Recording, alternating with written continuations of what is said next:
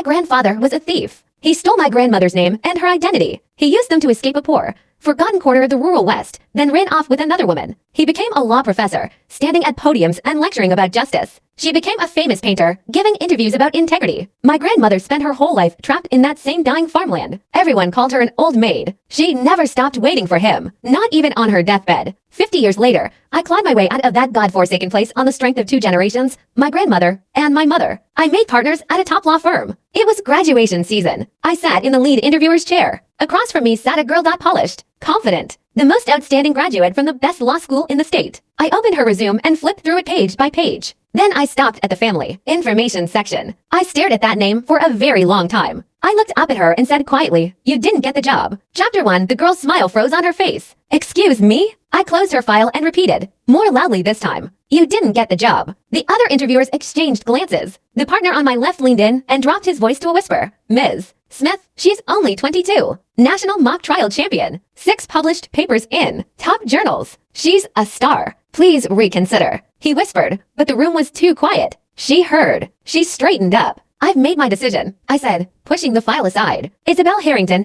you didn't pass this interview. Please leave." Everyone stopped breathing. Her composure finally cracked. She slammed both hands on the table and stood up. "What do you mean?" I didn't answer. I just looked at her face. Her eyes, her nose, the lines of her jaw. All painfully similar to an old photograph I had stared at for years. My hands clenched. Her brows furrowed in anger. "Do you know who I am?" she demanded. "My grandfather is Professor Emeritus of Law at State University. My grandmother is a renowned painter, a lifelong academician of the National Academy of Fine Arts. Both my parents were federal judges. Everyone in the legal world knows their names. I graduated first in my class from the best law school in the country." With every sentence, her confidence grew. "Tell me," she said, nearly looking down at me now, "what exactly am I missing?" "Grades are only one factor," I said, keeping my voice calm. "In this profession, I also care about character and a clean disciplinary record. As for your family, they don't give you any extra credit here. Please leave." She stiffened. This was probably the first time anyone had ever rejected her so publicly. Her face flushed red. "You're maliciously targeting me." She snatched her papers and jabbed a finger at me. "Evelyn Smith, right? Just wait. One word from my grandfather, and you'll never work in this industry again." She stormed out, shooting me a venomous look before slamming the door. "Ms.